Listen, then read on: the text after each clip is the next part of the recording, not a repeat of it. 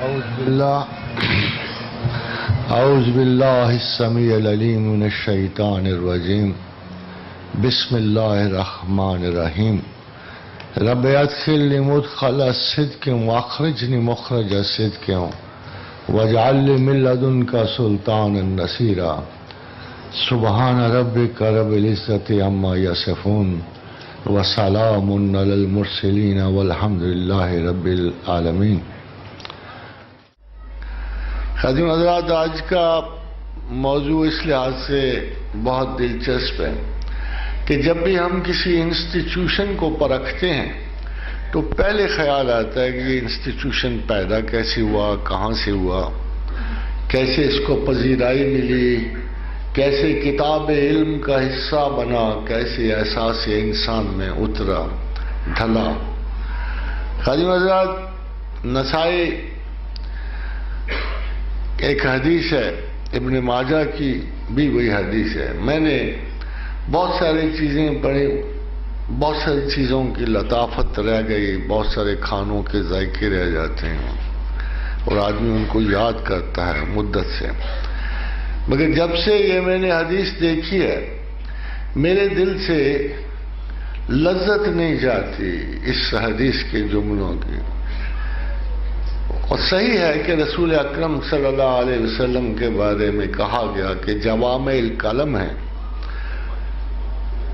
قلم اور کلام یہ دو علیحدہ چیزیں ہیں، مگر بہت ساری کلمیت ہونے کے باوجود کلام میں بلاغت نہیں آتی، فصاحت نہیں آتی۔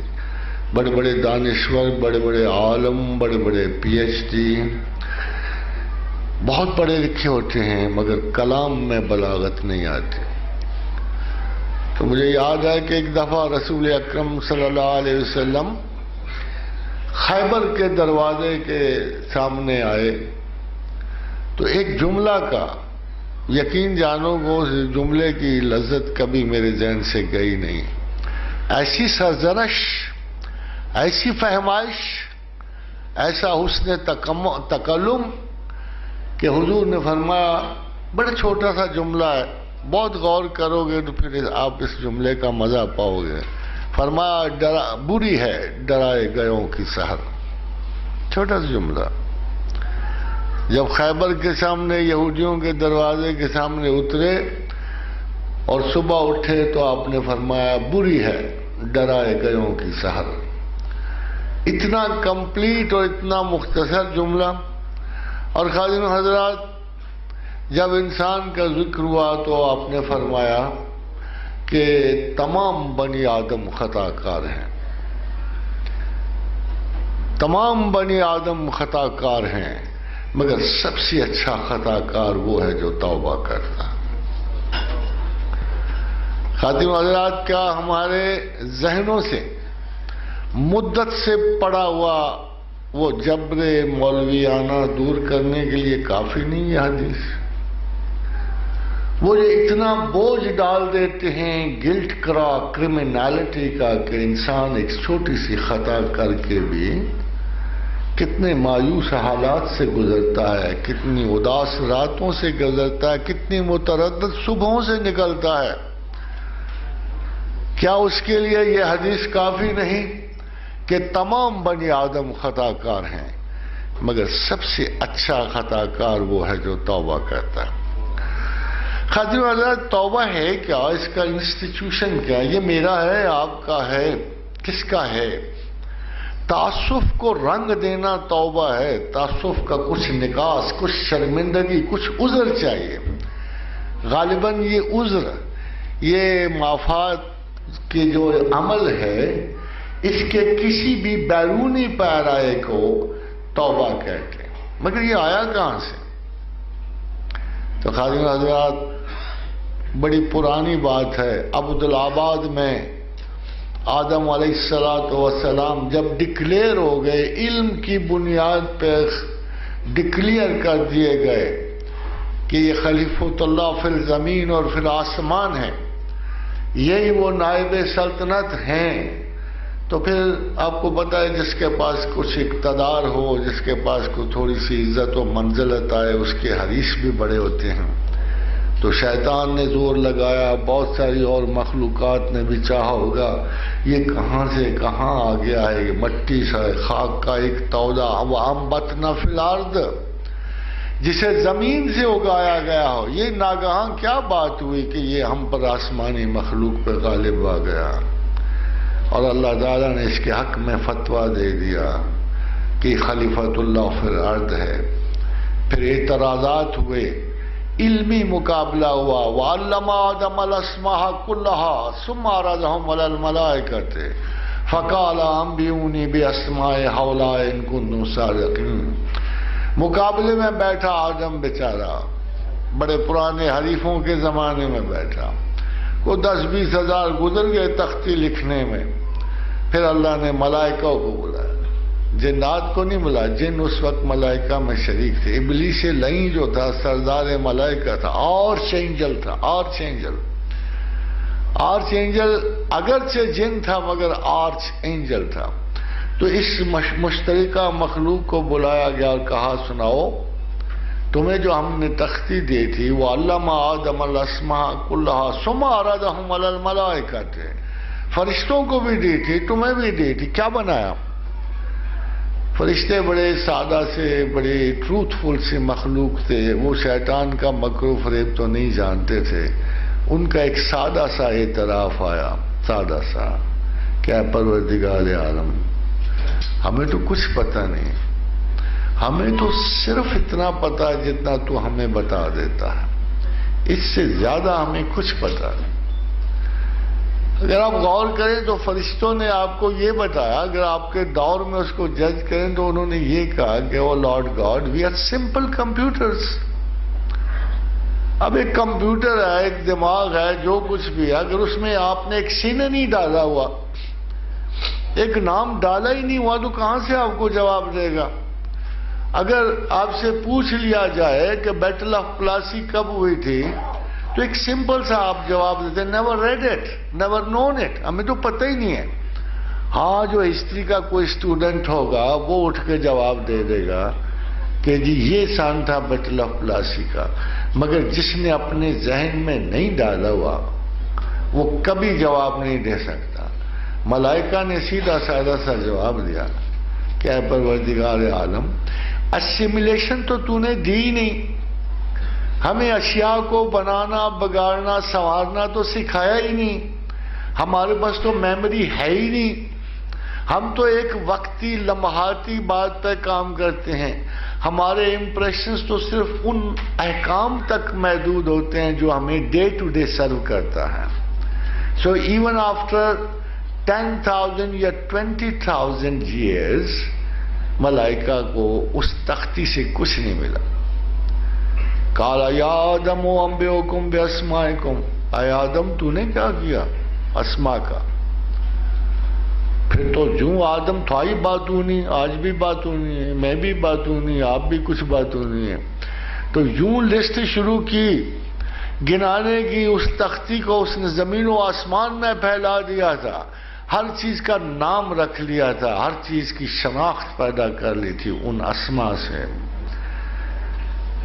تو پروردگار بڑے خوش ہوئے، بڑے نازاں ہوئے اس تازہ ترین مخلوق پہ، اور کہا میں نہ کہتا تھا قال انی اعلم کلکم انی اعلم غیب السماوات والارض واعلم ما تبدون وما تکتمون، کیا میں نہ کہتا تھا کہ میں تم سے بہتر جانتا ہوں کہ میں کس کو یہ حق دے رہا ہوں، کس کو حکومت دے رہا ہوں، کس کو خلافت دے رہا ہوں۔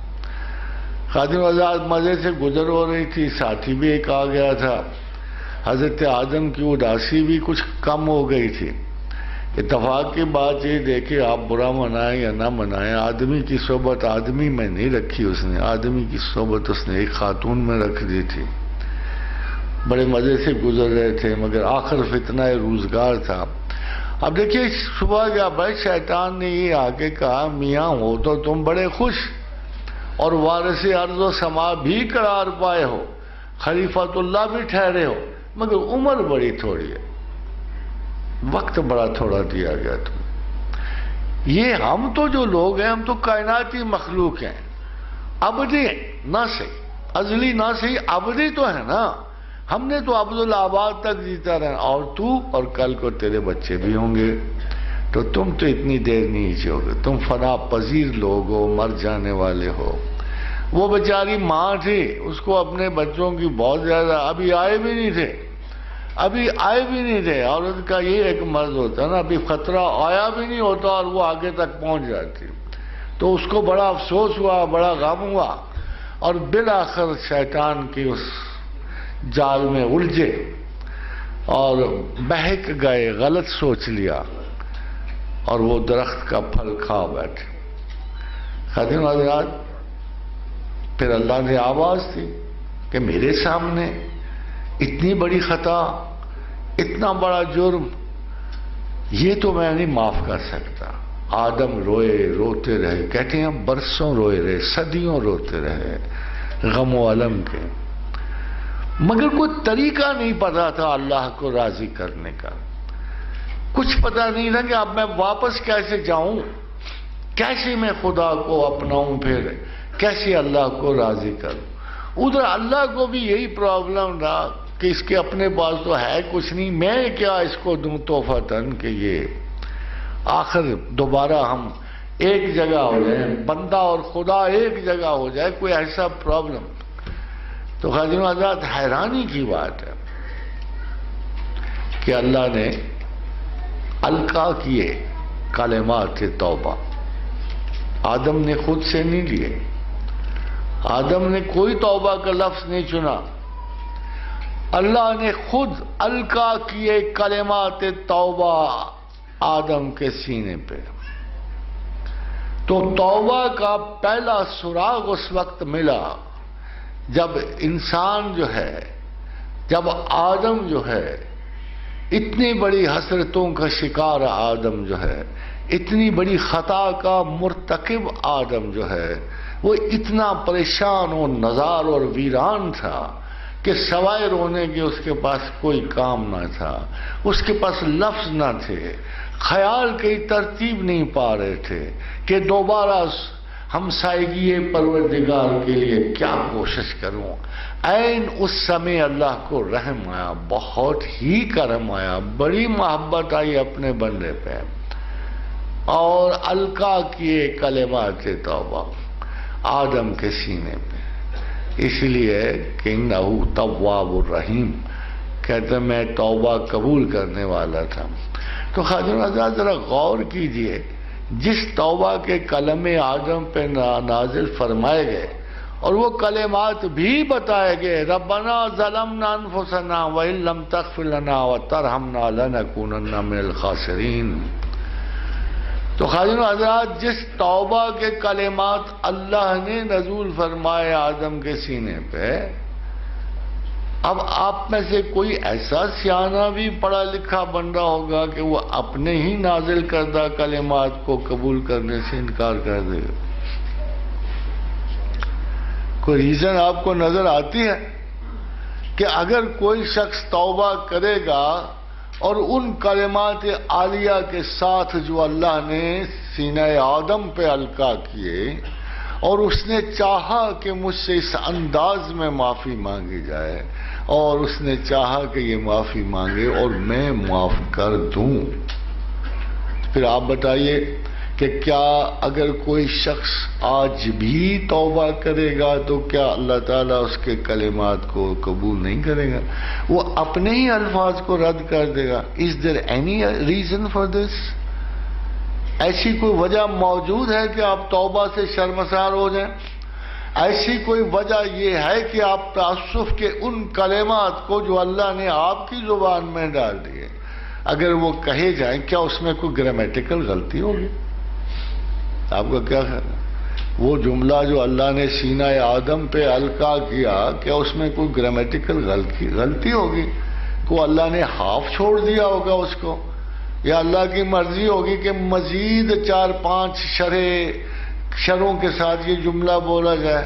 سادہ سے تو جملہ تھا، ربنا ظلمنا انفسنا وان لم تغفر لنا وترحمنا لنکونن من الخاسرین۔ جملہ آخر میں بڑا امپورٹنٹ استعمال، لنکونن من الخاسرین۔ خادم حضرات، ہر گناہ گلٹ نہیں پیدا کرتا، پاگل نہیں ہو جاتا بندہ خطا کر کے، خسارہ ضرور ہوتا ہے۔ خسارہ کس میں ہوتا ہے؟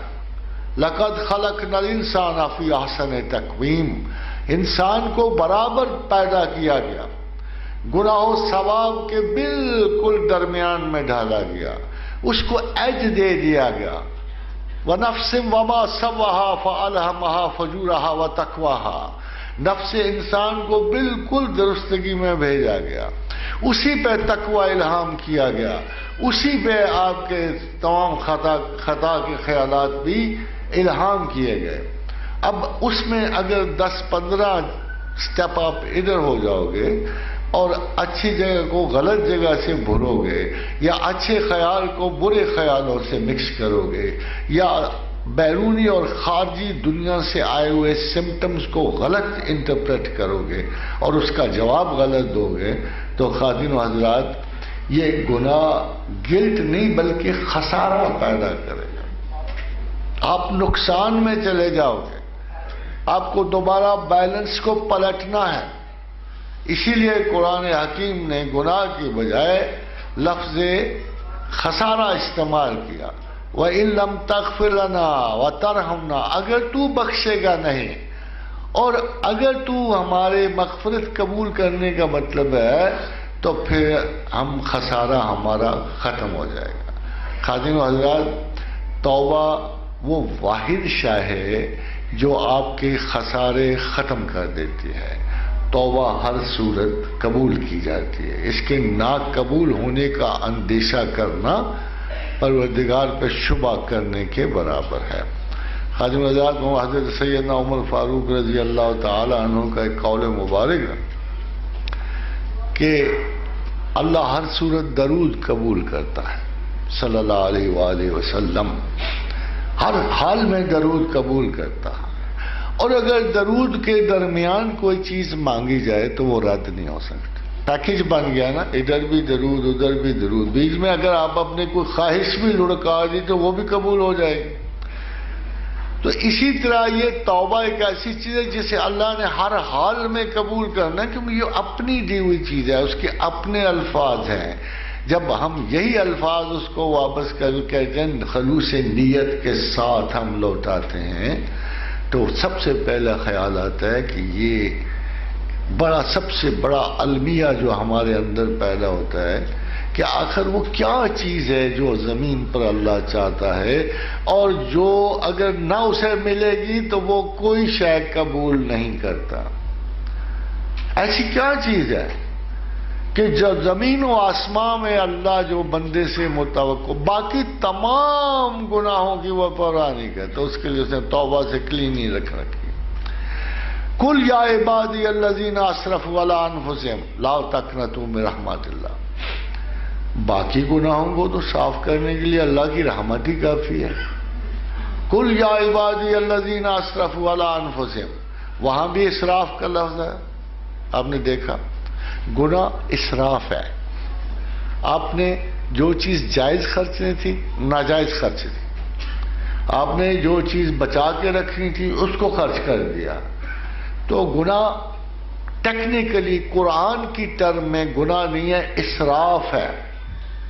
قل یا عبادی الذین اسرفوا علی انفسہم، تمہارے نفس نے، تمہارے خیالات نے، تمہارے زندگی کے معاملات نے بہت ساری غلطیاں کر کے تمہیں خسارے میں ڈال دیا ہے، مگر سب سے بڑا خسارہ تب ہوگا لا تقنطوا من رحمت اللہ، جب آپ اللہ کی رحمت سے مایوس ہو جاؤ، یہ سب سے بڑا خسارہ ہوگا۔ اگر کسی شخص نے یہ کہہ دیا کہ اے بندو میرے تو اتنے گناہ ہیں کہ کبھی معافی نہیں ہو سکتی، تو پھر اس نے خدا پر جبر کیا، زیادتی کی، اس نے اپنے اوپر ظلم کیا، کیونکہ خدا وند کریم یہ فرماتے ہیں ان اللہ یغفر الذنوب جمیعا، کوئی کسر ہی نہیں چھوڑی، لفظ جمیعہ میں کوئی کسی قسم کی ایکسیپشن نہیں چھوڑی، ان اللہ یغفر الذنوب جمیعا۔ میں تمام گناہ معاف کرتا ہوں، جملہ تمام گناہ معاف کرتا ہوں. ان اللہ یغفر الذنوب جميعا. Why? Because انہو هو الغفور الرحیم. تو ہم نے کوالٹی میں چیز کو دیکھنا ہوتا ہے، چیز دیکھیں کون سی بڑی ہے کون سی چھوٹی ہے. تو اللہ تعالیٰ نے اس کی تخصیص بھی قرآن میں کر دی. 99 اسماء ہوں گے، 100 اسماء ہوں گے اللہ کے، 4,500 اسماء بھی قرآن میں تراکیب کے ساتھ درج ہیں.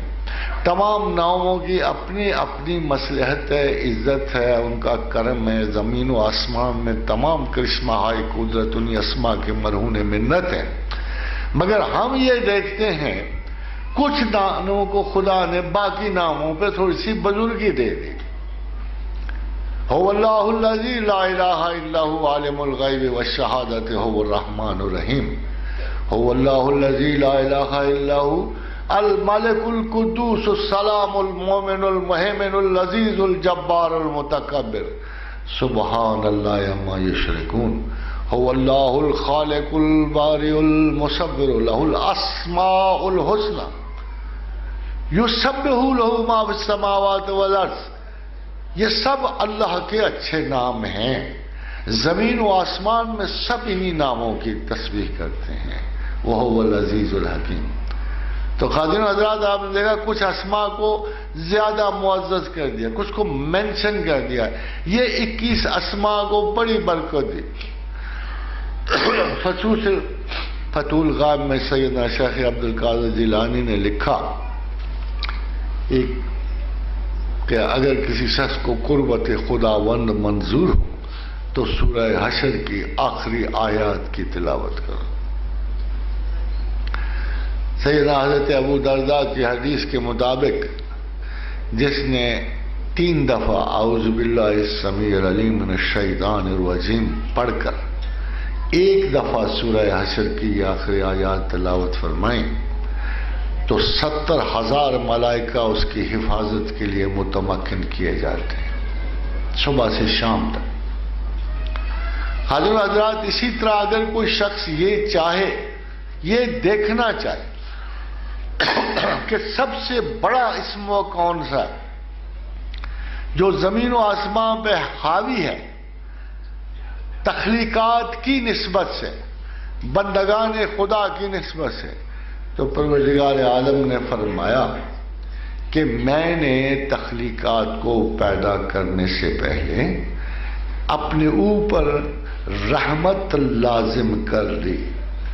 یعنی تمام اسماء کی کارکردگی وہی رہے گی جو ہے، مگر میری رحمت ان تمام چیزوں پہ غالب آ جائے گی. پھر جب رحمت کو خدا تو نہیں بتا سکتا تھا میں کتنا رحمان و رحیم ہوں، بندہ ہوتا تب نا، کسی پہ ڈیمانسٹریشن ہوتی تو تب نا، کسی بندے پہ نزول رحمت مکمل ہوتا تو تب نا. تو پھر اللہ نے ایک دوسرا آفس تخلیق کیا، وَمَا أَرْسَلْنَاكَ إِلَّا رَحْمَةً لِلْعَالَمِينَ. یعنی اللہ کے رسول کی شکل میں اللہ نے آپ کو یہ بتایا کہ میں کتنا رحم کرنے والا ہوں. اگر تمہارا یہ پیغمبر رؤوف و رحیم ہے اور تمہاری بخشش کی حرص رکھتا ہے اور تمہاری کائنات کو سنوارنے کے لیے یہ اپنے دن اور رات جلا رہا ہے اور زندگی بتا رہا ہے، تو پھر یہ سوچو کہ اگر تمہارے پیغمبر کو کبھی تمہاری خطا پر ناراضگی نہیں ہوئی، اگر ہر وقت تمہارا پیغمبر تمہارے لیے خطا طلب کر رہا، معافی طلب کر رہا، استغفار کر رہا ہے، تو پھر وہ اللہ جو محمد کا بھی رب ہے وہ کتنا مہربان ہوگا، اور آپ کا گناہ کتنا ہوگا، چھٹان کا ہوگا، کیا ہوگا، کتنے بڑے گناہ کر لوگ. جب سے پیدا ہوئے ہو جب تک مرو گے کتنے بڑے فاسق ہو سکتے ہو، کتنے بڑے فاجر ہو سکتے ہو، کتنے بڑے ظالم ہو سکتے ہو. ایک شرط ہی ہے نا، ایک شرط ہے، اور شرط وہی ہے جو اللہ نے کہا لا تقنطوا من رحمت اللہ، کہ کسی بھی گناہ کے سرزد ہونے کے بعد ایک رجت چاہیے. تو جب انسان نے تعقل کو پیدا کیا عقل کو پیدا کیا، انسان کو بخشی، انسان کو جملہ تخلیقات سے معزز کیا، تو ایک شرط لگا، صرف ایک شرط. اب یہ دیکھیں، میں آپ کو یہ بتانا چاہتا ہوں کہ لوگ گناہوں کو کیوں فضیلت دیتے ہیں، وہ اصل کام کو فضیلت نہیں دیتے. تخلیق کائنات کا باعث گناہ و ثواب کی آزمائش نہیں تھی. تخلیق کائنات کا باعث ایک ایسی ہستی تھی جو اللہ کو پہچان سکے. اگر کوئی سنگولر حدیث ہمیں حدیث قدسی موجود ہے جو پرپز آف گاڈ پہ ہے، why did he create us, why did he create us, یہ اصل سوال تھا.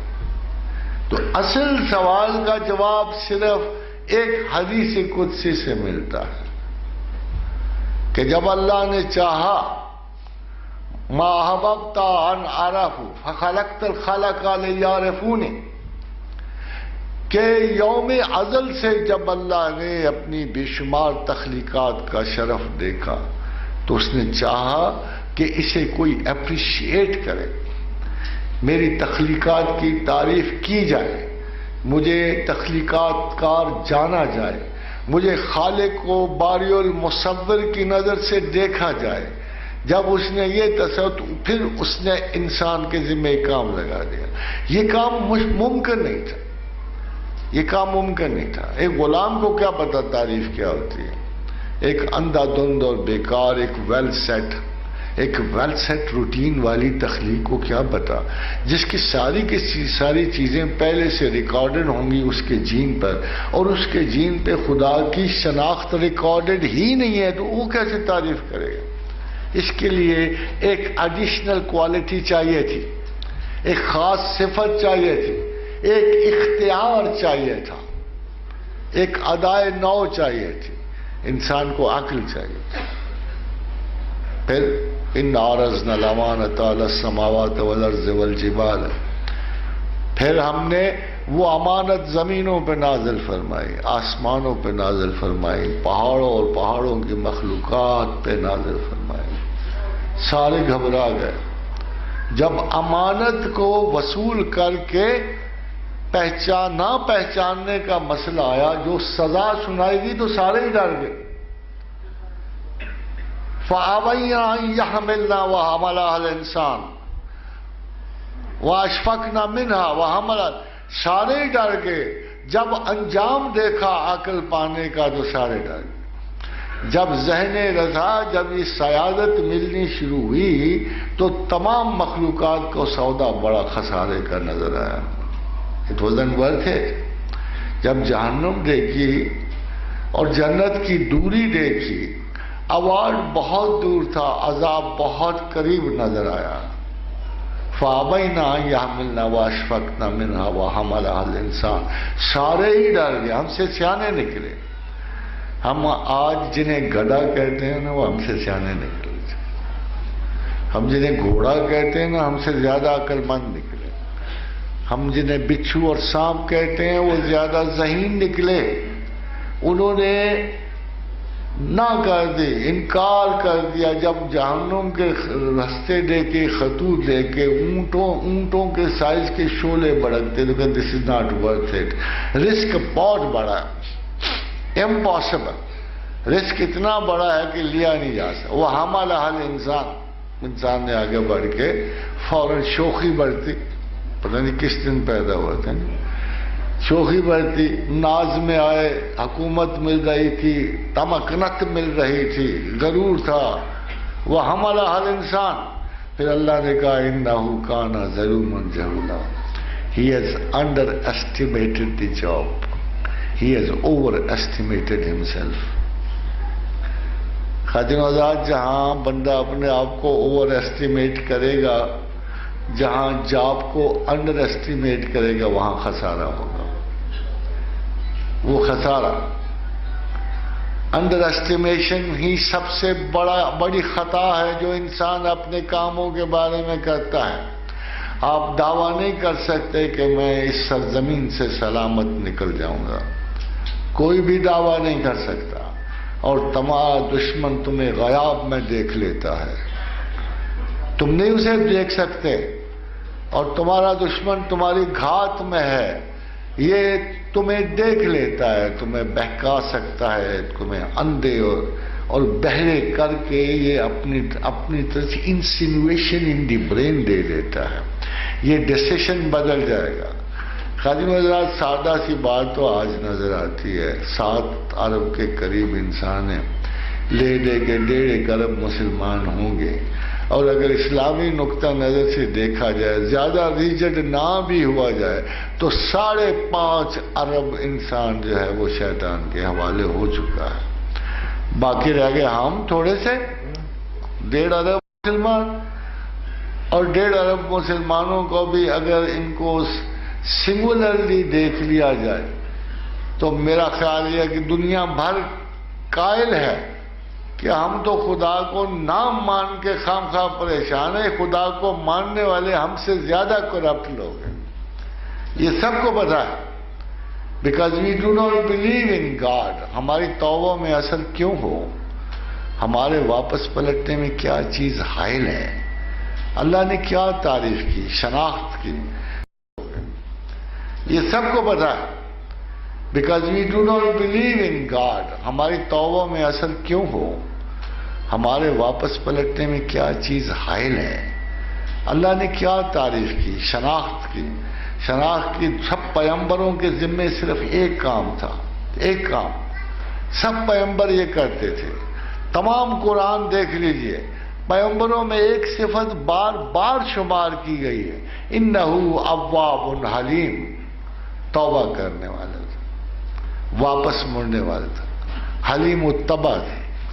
خادم حضرات، توبہ رجت کا نام ہے، مرکزی حیثیت کو پلٹنے کا نام ہے۔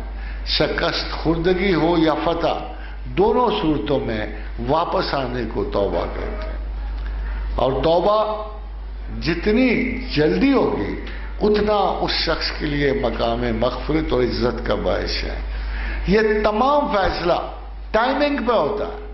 جب یہ کہا جائے کہ انہو اواب حلیم، کہ تمام پیغمبر واپس لوٹنے والے تھے، جلدی جلدی لوٹنے والے تھے، اور حلیم التبع تھے، تو جتنا فاصلہ آپ کی توبہ میں ہوتا ہے اور خسارے میں ہوتا ہے، جتنی جلدی واپسی ہوتی ہے اتنی جلدی آپ کو انعام ہوتا ہے، اتنی جلدی آپ کے بیلنسز کلیئر ہو جاتے ہیں، اتنی جلدی آپ کا خسارہ پورا ہو جاتا ہے۔ اس لیے پہلی جو ڈائریکٹ نصیحت ہوتی ہے کہ کبھی بھی اپنے سیلف کو اسراف پر اڑنے نہ دیں۔ خطا ہے تو قبول کرو، خطا ہے تو اسے فوراً قبول کر کے اس کا مداوع اپنی توبہ میں کرو۔ ایسا نہ ہو، توبہ کا ویسے اوصاف بڑے ہیں، توبہ ہی اصل انسانیت ہے، توبہ ہی مغفرت ہے، توبہ ہی رحمت ہے۔ توبہ کے بغیر کوئی پیر فقیر پیغمبر بھی جو ہیں، حضرت رسول اکرم صلی اللہ علیہ وآلہ وسلم کا ارشاد ہے کہ توبہ کیا کرو، میں دن میں 100 مرتبہ توبہ کر استغفار پڑھتا۔ حضور نے فرمایا میں دن میں 100 مرتبہ استغفار پڑھتا ہوں، کب انگلیوں پہ گن کے، کبھی ویسے۔ جب میرا پیغمبر جو ہے اتنی عظمت کے باوجود، پوری رحمت کے مالک ہونے کے باوجود، اللہ کے رسول کا ارشاد ہے، بخاری کی حدیث ہے، واللہ موتی وانا قاسم، واللہ موتی وانا قاسم، اللہ عطا کرنے والا اور میں بانٹنے والا ہوں۔ مجھے سمجھ نہیں آتی کہ اسٹور کے مالک کے بغیر آپ جاؤ گے کہاں؟ مانگنے کے لیے جاؤ گے، اسٹور والا تو ادھر بیٹھا ہوا، اللہ نے تو مال ڈال دیا ایک اسٹور میں، اب اسٹور کا مالک تو اس نے محمد رسول اللہ کو بنا دیا، آپ ان سے ہٹ کے جاؤ گے کہاں؟ واللہ موتی، حضور نے فرمایا اللہ عطا کرنے والا ہے، وانا قاسم، میں بانٹنے والا ہوں۔ تو پھر آپ کہاں وہ کہہ سکے گا، کو مشرق و مغرب کا کوئی بندہ اسے مردہ کہہ سکے گا؟ وَلَا تَقُولُوا لِمَن يُقْتَلُ فِي سَبِيلِ اللَّهِ أَمْوَاتٌ بَلْ أَحْيَاءٌ وَلَٰكِن لَّا تَشْعُرُونَ۔ جب خدا کہہ رہا ہے کہ تمہاری عقل کو نہیں پتا وَلَٰكِن لَا تَشْعُرُونَ، بھائی ہر چیز تو نہیں نا اللہ نے تمہیں کھول کے بتا دی ہوئی کہ موت کیسی ہے، موت کے پیچھے کیا ہے، موت کے بعد حیات کیسی ہے. تم اتنے لائق ہوتے خود بخود نہ سمجھ جاتے. یہ جو بڑے بڑے علماء دین جو ہیں ڈسکس کرتے ہیں حضور زندہ ہیں کہ نہیں ہیں، اگر ان کو اتنی عقل ہوتی تو خدا یہ کیوں کہتا وَلَٰكِن لَا تَشْعُرُونَ؟ اگر تم حیات کے اس پیٹرن کو جانتے ہوتے جس پیٹرن سے محمد رسول اللہ کو غسل کیا گیا، ایک پیٹرن سے دوسرے پہ ڈال دیا گیا، تو تم کبھی یہ گلا نہ کرتے کہ وہ زندہ ہیں کہ مر گئے ہیں. اس قسم کی تو گفتگو انسلٹنگ ہے. وہ کیسے محمد رسول اللہ صلی اللہ علیہ وسلم کا امتی رہ سکتا ہے جو انہی کی امت کے 10ویں شہری کو باقاعدہ زندہ سمجھتا اور ان کو مردہ کہتا ہے؟ یہ کبھی پروٹوکول میں آیا ہے؟ یہ تو کبھی نہیں ہو سکتا. دس از ٹو رانگ اے تھیسس. تو یہی وہ بات ہے کہ ہم آج بھی اگر خدا کی رحمت سے آشنا ہونا چاہیں گے، آج بھی ہم اس توبہ کا خسارہ دور کرنا چاہیں گے، تو ہمیں شفاعت رسول کی ضرورت نہ ہو. شفاعت رسول کی ضرورت نہ ہو.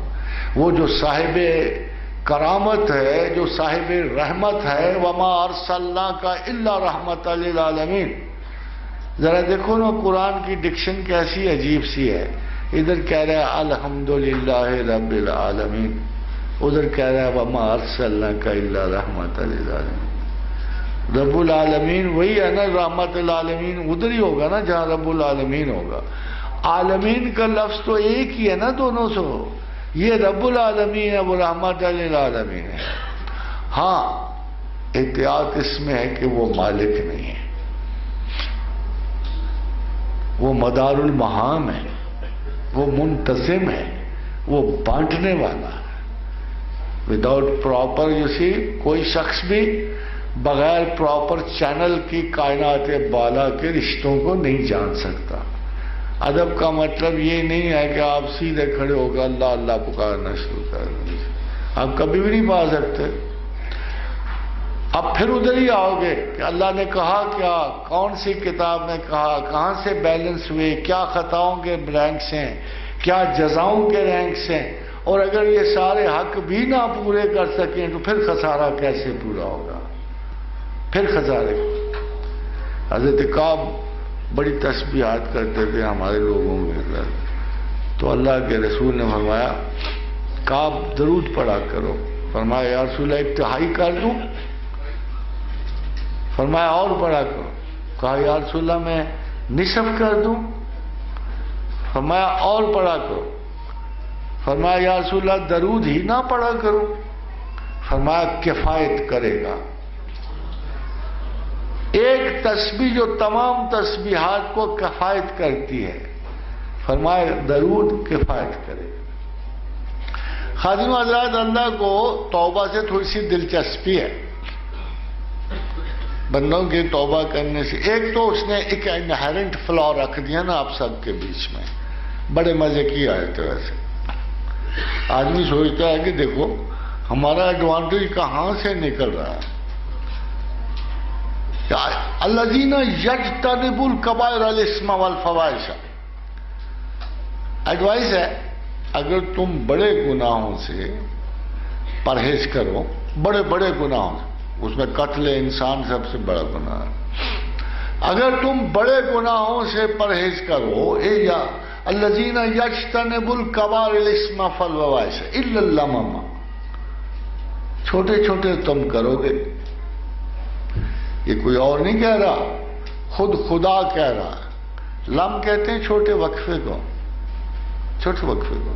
تو چھوٹے چھوٹے گناہ تو کرو گے، مگر خادم حضرات دیر از اے پوائنٹ ان اٹ. لم کہتے ہیں وقفے کو. کچھ خطائیں ایسی جو چھوٹے وقفوں کے لیے ہوتی ہیں. پھر آگے دوسری آیت جوڑ لو نا آپ تو بالکل صاف پتہ لگتا ہے کہ گناہ کبیرہ کیا اور صغیرہ ہے. وَلَمْ يَسِّرُوا عَلَىٰ أَنفُسِهِمْ، اور اگر اصرار نہ کرو اپنے نفس کی حالت پر. میرے شیخ سیدنا علی بن عثمان حجویری کا ارشاد گرامی ہے کہ ایک ولی سے بھی 70 مرتبہ گناہ کبیرہ سرزد ہو سکتے ہیں۔ اگر اتنا بڑا قطب الاقطاب علم و حکمت و منطق کا اتنا بڑا استاد اگر یہ شخص کہہ سکتا ہے تو اسے کیا مراد لے؟ کیا اجازت دے رہے ہیں لوگوں کو خطا کی؟ نو ناٹ ایٹ آل۔ اگر آپ غور کرو تو اضطرابی گناہ، وقتی گناہ، یہ مستقل سوچوں کو خراب نہیں کرتے ہیں، یہ تعصفات پہ کے ریٹرن کرتے ہیں، مگر جس گناہ کے آپ مکمل عادی ہو جاؤ، اس کے لیے تعویلات آپ کے پاس جمع ہو جائیں تو وہ آپ کی جسمانی خطا سے بڑھ کر آپ کا ذہنی گناہ بھی ہو جاتا ہے۔ اور جب ذہن میں اس کمپیوٹر میں فلاح آ جائے، خادم حضرات ہمارے سب کے کمپیوٹر میں تھوڑے تھوڑے آتے ہیں، گڑبڑ ہوتی ہے، وائرس لگتا ہے، مگر افسوس یہ ہے کہ اس وائرس کو دور کرنے کے لیے جب ہم مذہب کو چنتے ہیں تو مذہب بھی وائرس زدہ ہوتا ہے۔ نتیجہ یہ ہوتا ہے کہ ایک مستقل بیڈ ڈیمیجنگ جو ہے ایک مرض ہم میں پیدا ہو جاتا ہے جو ہماری قبروں تک ہم سے جدا نہیں ہوتا۔ اس قسم کی خطائیں جو ہیں وہ بہت بری ہیں، اس قسم کے خسارے کبھی پر نہیں ہوتے۔ Therefore یہ کہا گیا کہ ایک پہچان تو سب سے بڑے خسارے کی ہے کہ آپ مستقل اس پہ قائم ہو جاؤ۔ ایک پہچان ہے یہ کہ وہ خطا جس کو آپ مستقل حرز جان بنا لو اور دوست بنا کے اس کو پالتے رہو اور بڑی دیر تک ولم یسر ولا، ہاں اگر تم اصرار نہ کرو تو بڑے سے بڑا گناہ بھی صغیرہ ہے، اور اگر تم اصرار کر کے مستقل کرتے جاؤ تو چھوٹے سے چھوٹا گناہ بھی کبیرہ ہو جاتا ہے۔ That is the only recognition of گناہ کبیرہ اور صغیرہ۔ جب رسول اکرم صلی اللہ علیہ وسلم کنویں میں پاؤں لٹکائے بیٹھے تھے، حضرت ابوذر ساتھ تھے، معاذ بن جبل ساتھ تھے، تو فرمایا جس نے دل سے ایک مرتبہ لا الہ الا اللہ کہہ دیا اس کے تمام گناہ معاف ہو گئے اور دوزخ کی آگ اس سے دور ہو گئی۔ تو حضرت ابوذر نے پوچھا یا رسول اللہ صلی اللہ علیہ وسلم کیا گناہ کبیرہ بھی؟ حضور خاموش ہے۔ پھر آپ نے یہ پڑھا، پھر کہا کہ جس شخص نے ایک مرتبہ دل سے لا الہ الا اللہ کہہ دیا اس کے تمام گناہ معاف ہوئے۔ پھر انہوں نے پوچھا یا رسول اللہ کیا گناہ کبیرہ بھی؟ جب تیسری مرتبہ کہا تو ان کا تمہاری ناک خاک آلود ہو، چاہے وہ زنا ہو، چاہے وہ قتل ہو، چاہے وہ کچھ بھی ہو، جس نے ایک دفعہ دل سے لا الہ الا اللہ کہہ دیا اس کے تمام جملہ گناہ معاف ہوئے اور کبھی بھی اسے دوزخ کی آگ چھو نہ سکے گی۔ خادم حضرات مسئلہ یہ کیا ایسی وجہ ہے دل سے لا الہ الا اللہ کہنے دی؟ Again I will take you back to the same old commitment۔ اللہ کے لیے آپ کی پوری زندگی میں صرف ایک چیز امپورٹنٹ ہے، ایک چیز، اور وہ ایک چیز کا معاوضہ لینا چاہتا ہے جو اس نے آپ کو دی ہے، وہ عقل ہے۔ اِنَّا عَرَضْنَا الْأَمَانَةَ عَلَى السَّمَاوَاتِ وَالْأَرْضِ وَالْجِبَالِ، جب اس نے یہ امانت پیش کی فَأَبَيْنَ أَن يَحْمِلْنَا وَأَشْفَقْنَ مِنْهَا، تو سارے ڈر گئے، کسی نے یہ نعمت نہیں اٹھائی، وَحَمَلَهَا الْإِنسَانُ، اور انسان نے اٹھا لی، یہ عقل انسان نے اٹھا لی۔ اللہ نے اس امانت سے جواب لینا۔ خادم حضرات پہلی بات تو یہ، آپ میں سے کون اپنی عقل کو امانت سمجھتے؟ آپ تو اس کو ملکیت سمجھتے، آپ تو اس کو میری عقل کہتے ہو، میرا خیال کہتے ہو، میرا دماغ کہتے ہو، میری فضیلت ہے وہ، میں سوچتا ہوں، میں یہ چاہتا ہوں، میں یہ کہتا ہوں۔ مگر خدا کی دی ہوئی اس امانت کو، کبھی امانت بھی پاس رکھنے کو ہوتی ہے، بیسیکلی تو اس کو لوٹایا جانا ہے، پھر اس کے لوٹائے جانے میں فرض کون سا حائل ہے؟ فرض ایک ہی حائل ہے، وہ جو قبر کے شروع میں پوچھا جاتا ہے، جب دو گیلیکسیز نظر آ رہی ہوتی ہیں نا، ایک تو انتہا درجے کی خوبصورت گیلیکسیاں جو ہیں نظر آ رہی، دوسری طرف عذاب کی گیلیکسیاں، تو ایک کوڈ ورڈ میں آپ سے جواب لیا جائے گا، وہ جو عقل دی تھی میاں، اس کے سہارے تم نے ایک چیز کو پہچاننا تھا، ایک چیز کو، وہ اللہ کی ذات تھی۔ کیا زمین سے گزر کے عیش و عشرت کے بعد، تمام اچھے اچھے خوراک کھانے کے بعد، سیر و سیاحت کے بعد، بیوی بچوں اور مردوں سے اختلاط کے بعد، اصول شہوانیت اور نفسانیت پورے کرنے کے بعد، اور باقی تو چھوڑو نا، میرے سوال کا جواب لائے ہو؟ چھوٹا سا سوال، مر ربوں کا، تمہارا رب کون تھا؟ کون تھا تمہارا رب؟ زندگی میں کبھی سوچا کہ میرا رب کون تھا؟ زندگی میں کبھی تکلیف و تکلف فرمایا کہ اپنے اللہ کو پہچان کے چلوں؟ کبھی خیال آیا کہ میرا بھی ہے؟ حضرت جن کو خیال آتا ہے ان کے بارے میں آپ کو ایک حدیث ضرور سناؤں گا کہ رسول اکرم صلی اللہ علیہ وسلم اپنے اصحاب کے ساتھ بیٹھے تھے بڑے احترام کے ساتھ، تو حضور نے فرمایا، تو ایک صحابی نے عرض کیا، یا رسول اللہ، ہم تک آپ کی تعلیمات پہنچی ہے، ہم کبھی گناہ نہیں کریں گے۔ تو اللہ کے رسول کا چہرہ سرخ ہو گیا غصے سے، کہا تم یہ کہتے ہو کہ تم کوئی گناہ نہیں کرو گے؟ تو پھر اللہ تمہیں زمین سے اکھاڑ دے گا، زمین سے برباد کر دے گا، تمہیں مٹا دے گا، اور پھر نئے لوگ لائے گا، اور وہ نئے لوگ جو ہیں وہ گناہ کریں گے اور اللہ سے بخشش چاہیں گے، اور خدا ان کو بخشنے میں زیادہ خوشی محسوس کرے گا نسبتاً تم جیسے متقیوں کو دیکھنے میں۔ خادم حضرات، یہ ہے فلسفہ جو اللہ کی طرف سے آتا ہے، اور ہمارے مدرسوں سے جو فلسفہ نکلتا ہے وہ ذرا ڈفرینٹ ہوتا ہے۔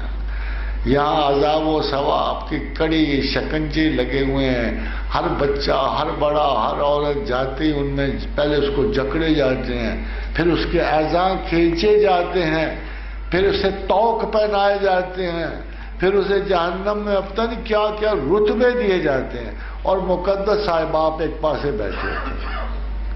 یہ بہت بڑا اختلاف ہے، ہم نے اپنی طرف سے کوئی چیز انٹرپریٹ نہیں کرنی ہوتی، مگر فرض کرو جیسے میں یہ دیکھو صحیح مسلم کی حدیث بھی چھوٹی سی نہیں ہے نا، اب اگر یہ حدیث سنا دو بعض لوگوں کا یہ حدیث غلط ہے، دوسری بخاری میں سے نکال دو کہیں گے یہ بھی حدیث غلط ہے، اپنی مرضی کے خلاف تو حدیث سننی نہیں نا انہوں نے، اپنی مرضی کے خلاف۔ سب سے بڑا جو خادم حضرات اس وقت کی مصیبت ہے، ہر آدمی قرآن و حدیث سے وہ حصہ چنتا ہے جو اسے سوٹ کرتا ہے، وہ حصہ۔ عورت کو کہنا بھائی تو وہ کرنا جو اللہ تعالیٰ نے تجھے کہا ہے مرد کے بارے میں کرنے، وہی حصہ اسے نہیں آتا ہوگا، مگر اسے اپنے والا حصہ پورا پورا آتا۔ اسی طرح مرد کو کہنا بھائی عورت سے کوئی اچھا سلوک کر، یہ تو کیا کرتا ہے؟ کہتے ہیں نہیں مجھے تو اللہ نے رتبہ دیا ہے، وَلِلرِّجَالِ عَلَيْهِنَّ دَرَجَةٌ، وہ حصہ کبھی نہیں پڑے گا جو عورتوں کے بارے میں ہے۔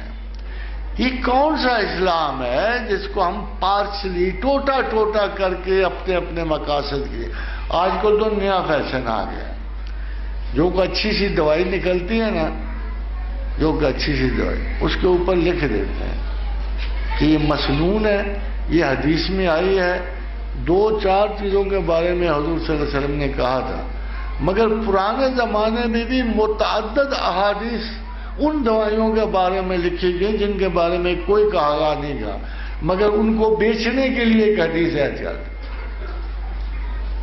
ایک حدیث ساتھ ہے احتجاج کر، تاکہ یعنی اللہ کے رسول خانہ کعبہ اور مسجد نبوی سے لے کر دور دراز تک ان کا اسم گرامی بیچا جا رہا ہے، اس کو تجارتاً یوز کیا جا رہا ہے۔ یہ وہی اشراف عرب ہیں جنہوں نے سب سے پہلے روضہ رسول کو مسمار کرنا چاہا، آپ کو پتا ہے، جن کی اب حکومت ہے، اللہ ان کو عقل دے، سب سے پہلے انہوں نے روضہ رسول کو مسمار کرنا چاہا تھا۔ پھر جب نکل آئے لوگ، مدینہ کے لوگ تو آپ پتہ نا رسول سے بڑی محبت رکھتے تھے صلی اللہ علیہ وسلم، تو جب وہ گھر میں جو چیز بھی تھی، کسی کے پاس چوری تھی، کسی کے پاس تھوڑا سا، کسی کے پاس سب لے کے نکل آئے، اور انہوں نے کہا دیکھو میاں، باقی تم نے جنت باقی اجاڑ دی، ہم نے برا نہیں بنایا، مگر اگر اس گھر کو آنکھ بھی اٹھا کے دیکھو گے تو ہم مدینہ کے سب لوگ قتل ہو جائیں گے، مگر تمہیں آگے نہیں بڑھنے۔ خیر غنیمت ہوئی، چھوڑ گئے نام نشان، ورنہ آج آپ ڈھونڈ رہے ہوتے کہ روضہ رسول ادھر تھا یا ادھر تھا، آج آپ ڈھونڈ رہے ہوتے۔ آپ یقین جانیے ایسی سفاکیت تو روئے عالم پہ دیکھی نہیں جا سکتی۔ بھائی آپ نے ایک رسم خراب کرنی ہوتی، آپ نے ایک رسم خراب ہو گئی، قبروں کی مٹی پوجی جا رہی ہے، ہمیں بھی دکھ ہے، آپ کو بھی دکھ ہے، تو اس کا مداوع یہ قبر اٹھا دو، صاف کر دو، اللہ اللہ خیر سے۔ حضرت عمر کا دیکھو، حضرت عمر فاروق رضی اللہ تعالیٰ جب بیعت رضوان کو نکالا تھا تو صرف اس وقت کے منتیں مانی جا رہی تھیں، بڑے چڑھاوے دیے جا رہے تھے، وہ تو بیعت رضوان کو ایک بت بنا لیا تھا انہوں نے۔ مگر مسلمان کے بارے میں ایک بات یقینی ہے، چاہے وہ ماڑا ہے یا ماٹھا ہے یا کمزور ہے یا اچھا ہے، ایک بات مسلمان کے بارے میں بہت یقینی ہے۔ میں آپ میں سے کسی سے پوچھ رہا ہوں کہ خدا کتنے ہیں، کیا جواب ہو؟ ایک مسلمان کے بارے میں وہ انسائکلوپیڈیا آف ریلیجنز کا مصنف یہ کہتا ہے کہ ایک ایسی چیز ہے مسلمانوں، there is such a geometrical precision about the oneness of God in Islam. No mythology is possible. کہ اسلام کا سب سے بڑا وصف یہ ہے کہ اس میں ایسی، یعنی جس کا دن انتہائی سختی سے نظریہ وحدانیت کی اتنی سختی سے جیومیٹریکل پریسیجن، جس طرح جیومیٹری کی لائنیں پکی ہوتی ہیں نا، اس طرح جمہوریت خدا واحد کی وحدانیت اس طرح سختی سے محافظت کی گئی ہے اس کی کہ کوئی بھی اس میں مائتھولوجی، کوئی بت پرستی ممکن نہیں۔ پھر ہم قائل کو ہر دوسرے بندے کو بت پرست کہنا شروع کر دیں۔ بھلی اصول طے ہے، غیر بھی تسلیم کرتے ہیں کہ مسلمان کتنا جھوٹا صحیح، کتنا منافق صحیح، کتنا بے ایمان صحیح، جب بھی کسی سے پوچھو گے خدا کتنے ہیں تو ایک ہی جواب دے گا، خدا ایک ہی ہے۔ پھر آپ کو اس سے کیا اختلاف رہ جاتا ہے؟ آپ نیتوں کے دیکھنے والے کون ہوتے ہیں؟ کیوں اتنا زیادہ پریشان ہوتے ہیں؟ تو سب سے خادم حضرات، حضرت نوح علیہ السلام، سارے پیغمبروں کی اپنی اپنی رائے تھی، تو میں وہ ذرا قرآنی آیات پڑھ دوں، یہ توبہ کرتا کیا ہے، یہ اتنا نہ، تو آپ نے فرمایا فَقُلْتُ اسْتَغْفِرُوا رَبَّكُمْ إِنَّهُ كَانَ غَفَّارًا۔ لوگوں اپنے رب سے استغفار کرو، توبہ کرو، وہ بخشنے والا ہے، خالی بخشنے والا نہیں ہے، دو چار چیزیں اور بھی ہیں۔ یرسل السماء علیکم مدرارا، جب تم ایسے کرو گے وہ کثرت سے تم پہ بارش بھیجے گا۔ یعنی استغفار کا ایک ضمنی فائدہ یہ ہے کہ وہ کثرت سے آپ پر بارشیں بھیجے گا۔ وَيُمْدِدْكُمْ بِأَمْوَالٍ وَبَنِينَ وَيَجْعَلْ لَكُمْ جَنَّاتٍ وَيَجْعَلْ لَكُمْ أَنْهَارًا۔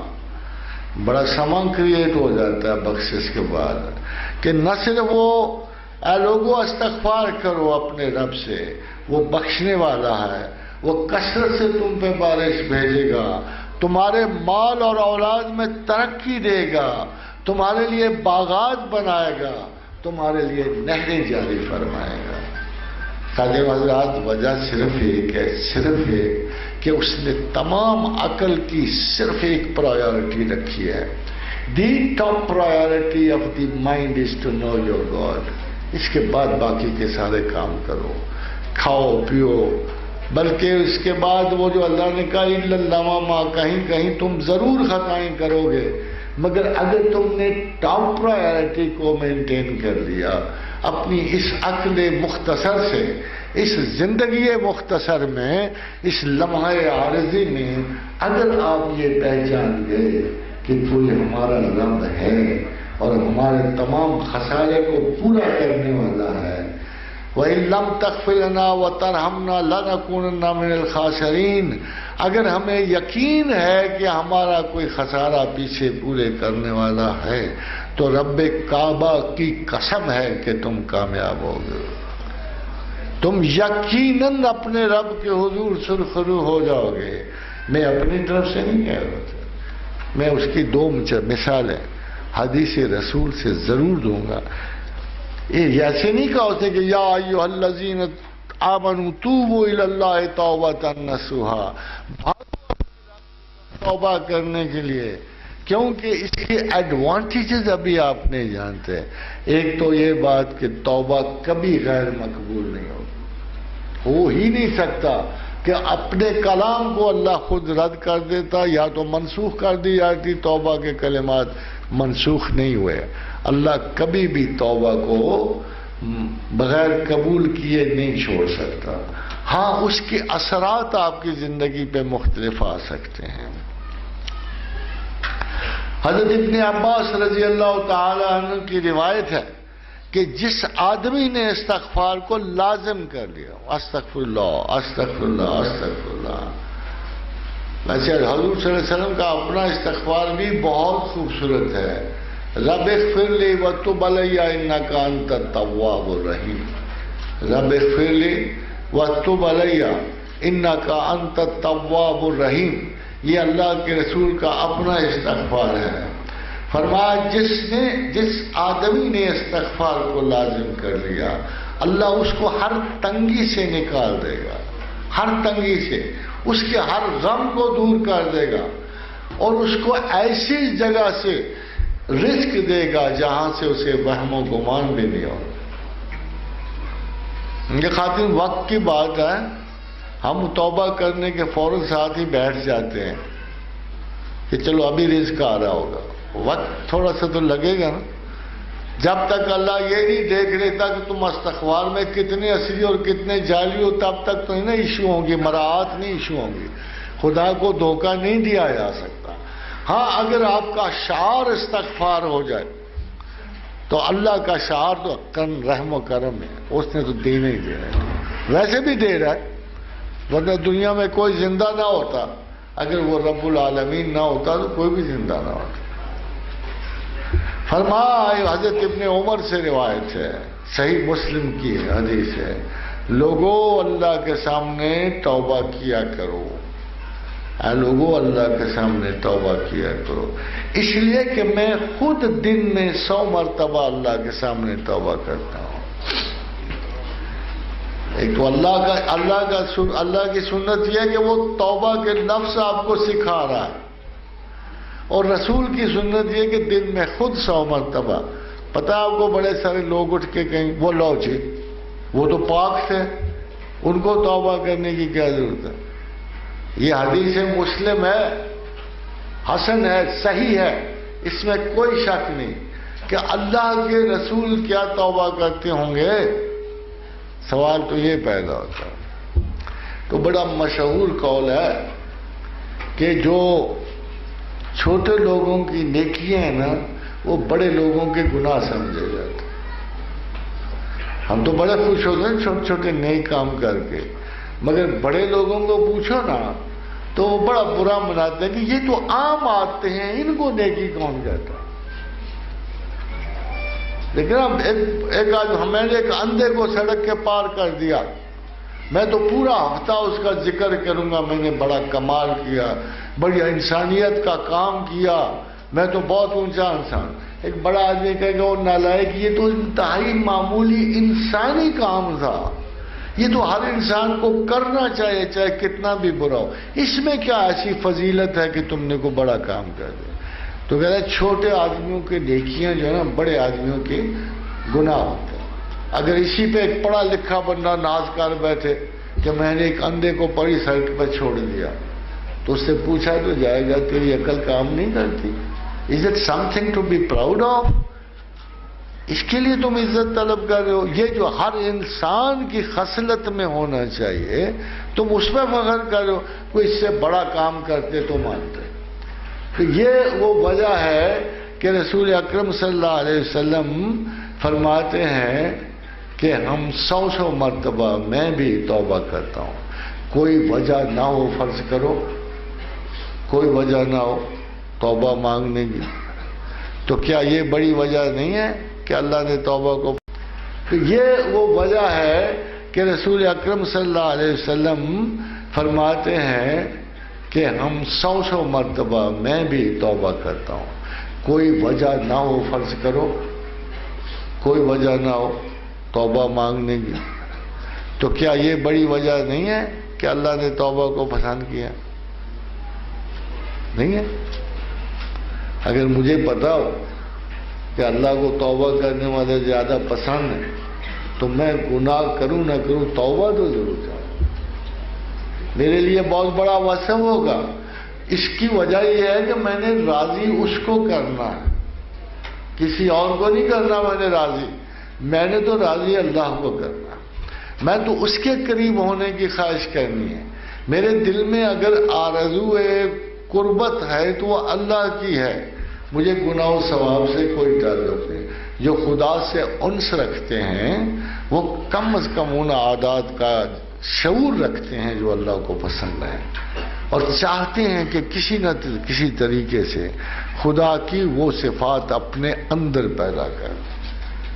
خادم حضرات آپ نے بڑے نام تو سنے ہوں گے، فنا فی الرسول، فنا فی اللہ، فنا، تو بعض اوقات ان لفظوں کی وجہ سے آپ بڑی غلط فہمیوں میں پڑ جاتے ہیں۔ یہ فنا کوئی مرتا نہیں ہے رسول کے اندر جا کر، کوئی اللہ کے رسول اللہ کے اندر مرتا نہیں ہے۔ فنا فی رسول اور فنا فی اللہ کا سادہ سا مطلب ہے کہ میں اپنی عادات چھوڑ کر رسول کی عادات اختیار کر لوں، اور کوئی نہیں۔ میں اپنے اندر اللہ کی عادات پیدا کروں، میں جو صبح و شام اسے رحمان و رحیم و کریم کہتا ہوں، تو میرے اندر بھی تو کوئی ایسی صفت پیدا ہو جائے۔ میرے اندر تو صفت ہے غضب کی، قہر کی، ظلم کی۔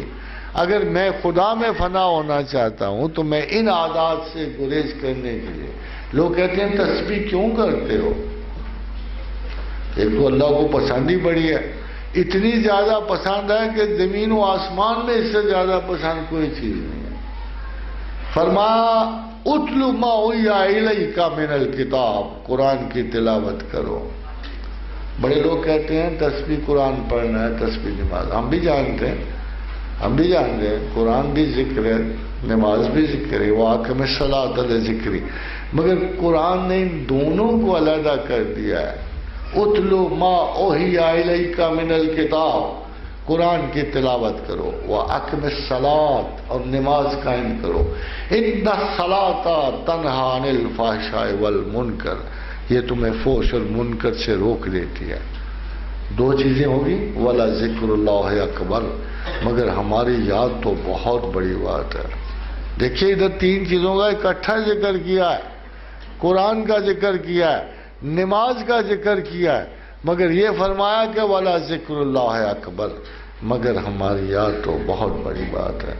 میں حیران ہوں خواتین حضرات کہ وہی بات ہے، ایک آیت اپنے لیے اٹھا لیتے ہیں، بس جب ہم ان کو کہتے ہیں، ہم کہتے ہیں یار دیکھو تم جو بھی ہو اعتراض کرنے والے، اگر تم یہ کہو نا قرآن اللہ کا ذکر ہے تو ہم بھی مانتے ہیں کہ اللہ کا ذکر ہے، ہم قرآن پڑھتے ہیں، نماز پڑھتے ہیں، دونوں اذکار، مگر یہ جو تیسرا ذکر ہے زیادہ کرتے ہیں، وَلَذِكْرُ اللَّهِ اکبر، مگر ہماری یاد تو بہت بڑی بات ہے۔ اس لیے ہم تسبیح کرتے ہیں، سبح اسم ربک الاعلی، سبح اسم ربک العظیم۔ یہ وہ چیزیں ہیں جن کی خدا نے 7 مسبحات، 6 مسبحات تخلیق کیا آپ کو پڑھنے کو، جس میں تلقین ہی تسبیح کرنے کی۔ اور ایک دو صورتیں تو ایسی ہیں کہ اللہ نے قرآن میں دی ہیں کہ جن کو اگر آپ ایک مرتبہ پڑھو تو 1 مرتبہ پڑھنے کا ثواب خواتین و حضرات 1000 مرتبہ دوسری آیات پڑھنے کے ثواب کے برابر ہے۔ اور ایک تو یہ سورہ حشر کی ہے، اور دوسری حامیم تنزیل الکتاب من اللہ العزیز العلیم غافر الذنب وقابل التوب شدید العقاب ذی الطول لا الہ الا هو العزیز لا الہ الا الیہ المصیر۔ ان آیات کو مسبحات میں یہ 2 آیات ایسی ہیں جن کو پڑھنے کا ثواب کم سے کم 1000 آیات کے برابر ہے۔ اتنے چھوٹے چھوٹے تو نسخے ہیں، ایک ہی دفعہ دن میں پڑھ کے نکل جاؤ، آپ کا کم از کم بنیادی خرچہ تو نکل آئے گا نا، 1000 مرتبہ اس کا ثواب ملے گا تو۔ اور دیکھو کتنا آسان ہے، جہاں خطرہ زیادہ وہاں صلہ زیادہ۔ مسجد میں نماز کا کیا صلہ ہوگا؟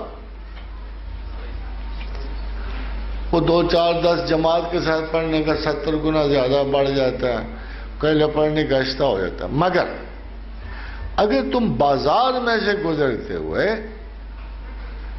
لا الہ الا اللہ لا شریک لہ لہ الملک ولہ الحمد یحیی و یمیت حی لا یموت وہو علی کل شیء قدیر، اگر غلطی سے یاد آ جائے اور آپ پڑھ دو تو 10 لاکھ نیکیوں کا ثواب ہے۔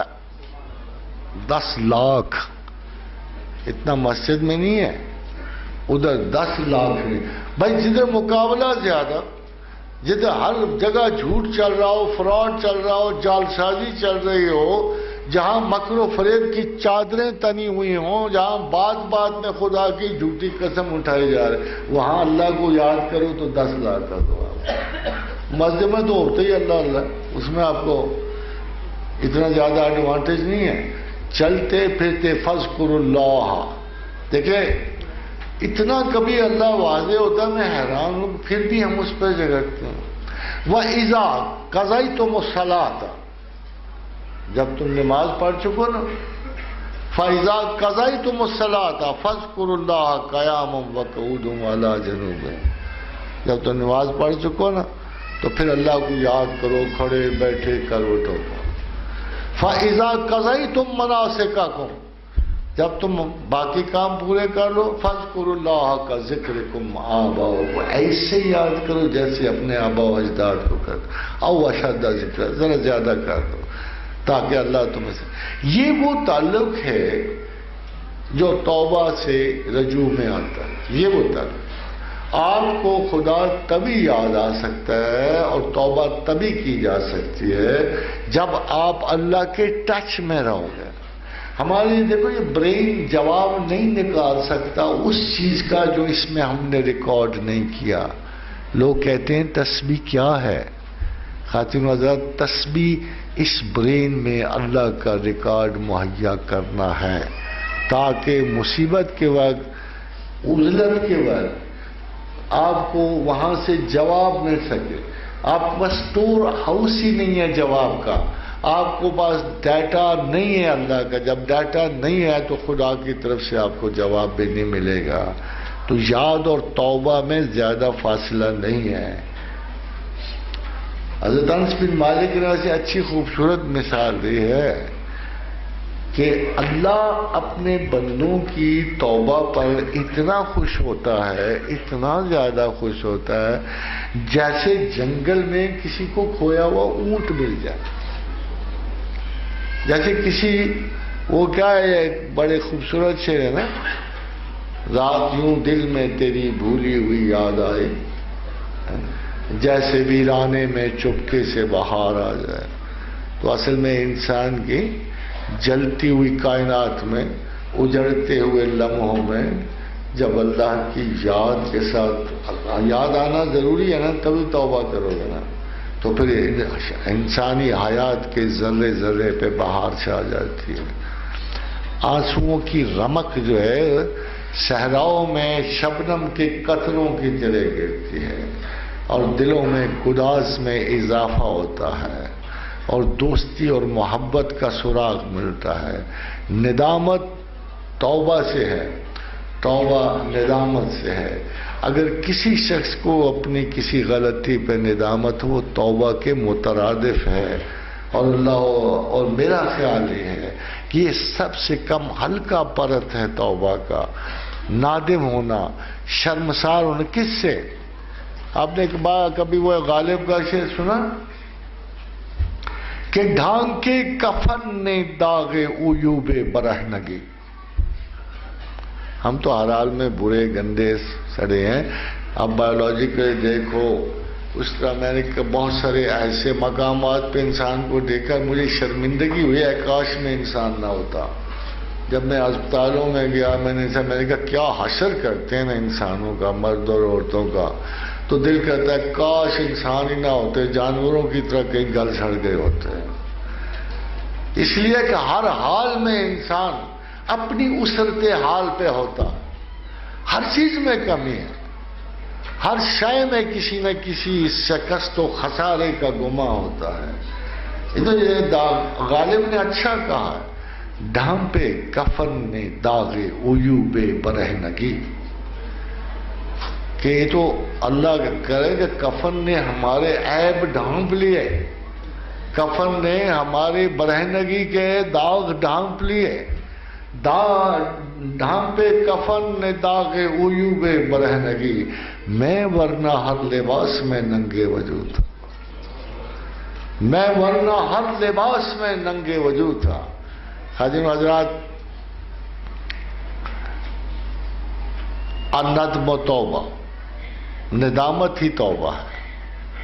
کفارۃ الذنب الندامہ، گناہوں کا کفارہ ہی ندامت ہے. جو جیسے میں نے آپ کو شیخ حجویر کی بات سنائی، وہ جناب صدیق اکبر کے اس قول سے مشتق ہے کہ جو شخص استغفار کرتا رہتا ہے وہ گناہ پہ ہڑنے والا شمار نہیں ہوتا. اس کے برعکس ایک عجیب و غریب خیال ہے ہمارے علماء حاضر کا کہ دیکھو جی کیا سمجھا ہوا ہے، مذاق بنایا ہوا ہے انہوں نے، گناہ کرتے رہتے ہیں پھر توبہ کر لیتے ہیں. اصل میں ہمارا جتنا معزز طبقہ ہے ریلیجس لیڈرز کا، یہ انہوں نے صرف مذہبی علوم کی تلقین نہیں کرنی ہوتی، انہوں نے خدا سے مختلف ٹھیکے بھی لیے ہوتے ہیں. بہت سارے کسی مولوی نے اللہ سے عذاب کا ٹھیکہ لیا ہوتا ہے، یہ میں نے لوگوں کو دینا ہے کہ کانٹریکٹ بیسس میں. یہ اچھی بات کیوں نہیں بتاتے؟ یہ ڈرا ڈرا کے جو مارتے ہیں. اچھا ایک آپ ایک بچے کو انعام دے کے کیوں نہیں سکھاتے؟ ضرور مار مار کے کیوں سکھاتے ہو؟ کوئی ترغیب بھی تو دیکھو. اگر گناہ سے عذاب سے ڈراتے رہو گے تو وہ تو کہے گا ایک دن ڈھیٹ ہو ہی جائے گا نا، کہ ٹھیک ہے جی پھر نہیں بخشا ہوتا تو نہ صحیح. پھر بھائی کو ترغیب بھی تو دو نا تھوڑی سی، اور کسی کو کہو تو سی نا بس کوئی بھی گناہ کر لے یار تو مڑ سکتا ہے، واپس آ سکتا ہے. تو کم از کم ایک دروازہ تو ہمہ وقت کھلا رہتا ہے. اور تائید ربانی تو مغفرت کے میں جاتی ہے، بخشش میں جاتی ہے، ظلم و ستم میں نہیں جا رہی ہوتی یا مار پیٹ میں نہیں جا رہی ہوتی. جب تک سکرات میں آخری ایک لمحہ باقی ہو، وہ ملٹی سیکنڈز پہ مشتمل ہو، ملٹی سیکنڈز پہ. اب تو کون ان کو یار توبہ کے حق میں تو بڑی بڑی باتیں ہیں، اللہ تو ہر وقت ہی توبہ کرتا ہے. کہتے ہیں یہ اسرائیلیات ہے، یہ جھوٹ ہے. ایک شخص مر گیا، حدیث رسول صلی اللہ علیہ وسلم اس نے کہا میرے پورے نامہ اعمال میں ایک چھینٹا تک بھی نہیں پڑا کسی نیکی کا، اتنے گناہ. اس نے کہا یار بات سنو، مجھے ایسے کرنا، مجھے دفن نہ کرنا، میں پکڑا جاؤں گا. مجھے دفن شفن نہیں کرنا، مجھے آگ لگا کے نا تو ذرا میری خاک جو اس کو ڈیوائڈ کر دینا، تھوڑی سی بحر الکاہل پہ پھینک دینا، تھوڑی سی اوقیانوس پہ پھینک دینا، جو میرے قریب بحیرۃ الروم ہے 2-4 اس میں چھانٹے دے دینا، اور کچھ پہاڑوں پہ پھینک دینا۔ خیر مر گیا تو پروردگار عالم نے ہر چیز کو حکم دیا، دس از ویری امپورٹنٹ۔ کوئی آگ سے جلے، پانی میں ڈوبے، مچھلیوں کے پیٹ میں جائے، اللہ تعالیٰ نے حکم دیا ہر چیز کو، تو جو حصہ تم نے اس کا لیا واپس کرو۔ پلک جھپکنے کے موصوف حضور اللہ کے سامنے کھڑے تھے، تو اللہ نے کہا یہ کیا تو نے عجیب و غریب بات منطق نکال دی کہ تمہارا خیال تھا میں تمہیں واپس نہیں لا سکوں گا، تم نے اپنے آپ کو پانیوں پر پھینک دیا، آگ میں جلا دیا۔ تو اس نے کہا اے میرے مالک و کریم، باقی چیزیں تو بڑی مشتبہ تھیں، ایک مجھے بات کا یقین تھا کہ تو ہے، اور تو نے چھڈنا میرا ککھ نہیں۔ کہا یا اللہ مجھے پکا یقین تھا کہ تو ہے، اور میرے یاد میں ہی کوئی نہیں تھا کوئی نیکی، میں عذر کرنے بھی قابل نہیں تھا، تو اس لیے میں نے کہا کہ چلو میں اس طرح وصیت کر جاؤں تاکہ میں پکڑا نہ جاؤں۔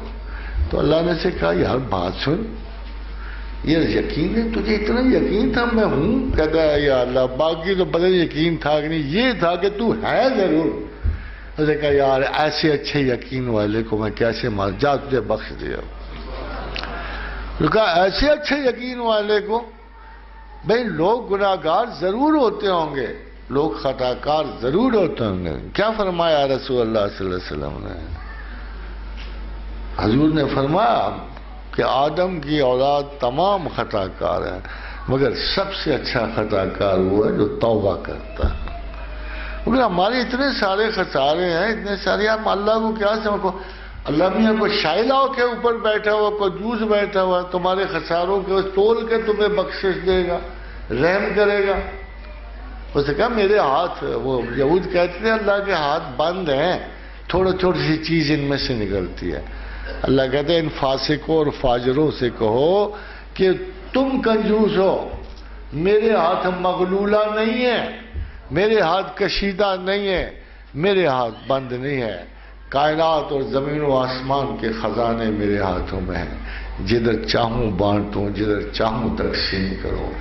ہاں جو مجھے مانتا نہیں اس کو میں کیسے دے دوں، جو مجھے جانتا ہی نہیں اس کو کیسے دے دوں؟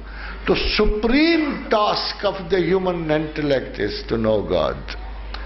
This is the top priority of every human mind.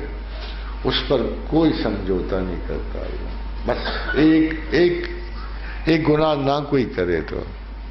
ان الشرک لظلم عظیم، وہ ظلم ہے شرک کرنا، مگر ایک بہت بڑا گناہ ہے جو زمین و آسمان میں قدر یعنی خیر کا باعث اگر کوئی نہیں بن سکتا تو وہ گناہ ہے کہ آپ خدا کو جانو ہی نہیں، مانو ہی نہیں۔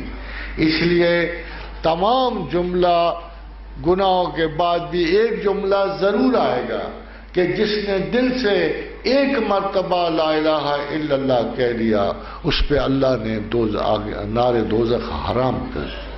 وما علینا الا البلاغ۔ Thank you very much. Thank you.